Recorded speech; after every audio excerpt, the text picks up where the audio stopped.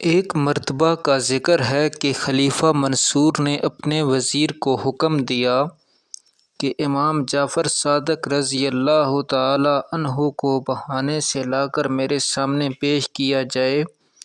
تاکہ میں ان کو قتل کروا دوں۔ وزیر نے عرض کیا، جس شخص نے دنیا کو ٹھوکر ماری ہوئی ہو اور گوشہ نشینی اختیار کر لی ہو، اس کو تو قتل کروانا کوئی مصلحت نہیں ہے۔ خلیفہ یہ بات سن کر آگ بگولا ہوا اور سختی سے کہا کہ تم پر میرے حکم کی تعمیل کرنا لازم ہے۔ چنانچہ مجبور ہو کر وزیر حضرت امام جعفر صادق رضی اللہ تعالی عنہ کو لینے کے لیے چلا گیا تو منصور نے اپنے غلاموں کو سختی کے ساتھ اس بات کی تاکید کی کہ جب میں اپنے سر سے تاج اتاروں تو تم فوری طور پر امام صاحب کو قتل کر دینا۔ اس پروگرام کے مطابق سب تیار ہو کر بیٹھ گئے۔ تھوڑی دیر کے بعد وزیر حضرت امام جعفر صادق رضی اللہ تعالی عنہ کو لے کر منصور کے دربار میں داخل ہوا۔ خلیفہ آپ کی عظمت و جلال سے اس قدر ہیبت زدہ ہوا کہ وہ نہ چاہتے ہوئے بھی آپ کے استقبال کے لیے اٹھ کھڑا ہوا اور نہ صرف آپ کو صدر مقام پر بٹھایا بلکہ خود بھی بڑے مؤدبانہ انداز میں آپ کے سامنے بیٹھ گیا اور آپ کی ضروریات اور حاجات کے بارے میں پوچھنے لگا۔ آپ نے فرمایا، میری سب سے ضروری حاجت یہی ہے کہ مجھے آئندہ پھر کبھی بھی دربار میں طلب نہ کیا جائے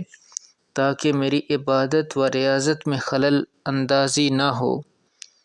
منصور نے اسی وقت آپ سے وعدہ کیا اور پھر نہایت عزت و احترام کے ساتھ آپ کو رخصت کر دیا۔ اس کے بعد اس پر امام جعفر صادق رضی اللہ تعالی عنہ کے رعب دبدبہ کا ایسا اثر ہوا کہ اس کے دل پر ہیبت چھا گئی اور وہ پورے 3 دن تک بے ہوش رہا۔ بعض روایات میں ہے کہ 3 نمازوں کی قضا ہونے تک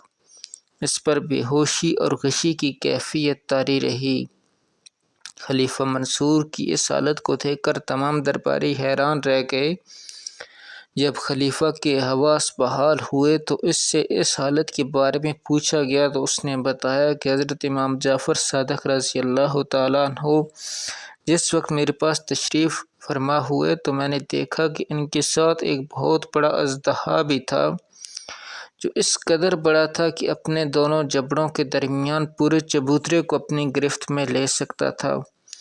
اور وہ زبان حال سے مجھے یہی کہہ رہا تھا کہ اگر تم نے ان کی شان میں معمولی سی بھی گستاخی کی